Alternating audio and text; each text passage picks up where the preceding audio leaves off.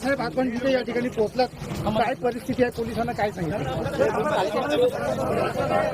मंगेश कालोखे हा माझा अतिशय जवळचा सहकारी, याची राष्ट्रवादीवाल्यांनी निर्गुणपणे हत्या करण्यात आलेली आहे।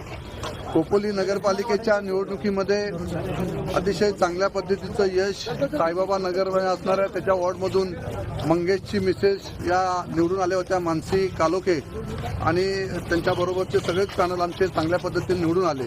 परंतु आम्ही साधी यांशी सुद्धा या ठिकाणी झालेली नव्हती, परंतु हा कूटनीतीचा डाव राष्ट्रवादीवाल्यांनी माझा मंगेशची निर्गुण हत्या या ठिकाणी त्यांनी केलेली आहे। आम्ही सगळेच या ठिकाणी जाहीरपणे आम्ही पोलीस स्टेशनला सांगितले, ज्या ज्या लोकांवर FIR दाखल झालेली आहे त्या सर्वांना उद्यापर्यंत अरेस्ट सकाळी नाही केली।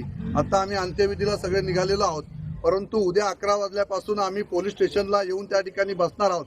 जोपर्यंत सर्व आरोपी अरेस्ट होत नाही तोपर्यंत आम्ही इथं हलणार नाही। एक आरोपी पोलीस स्टेशनने अरेस्ट केलेला आहे आता, आणि बाकी आरोपी रात्रीतनं अरेस्ट होतील असं त्यांनी सांगितलेलं आहे। पण जोपर्यंत सुधा घारे आणि सगळे आरोपी, भरत भगत असेल, रवी देवकर असेल, या सगळ्यांनी प्लॅनिंग करून माझ्या मंगेशला त्या ठिकाणी त्यांनी निर्गुण हत्या त्याची करण्यात आलेली आहे। आम्ही सुद्धा वाघाचे बच्चे आहोत।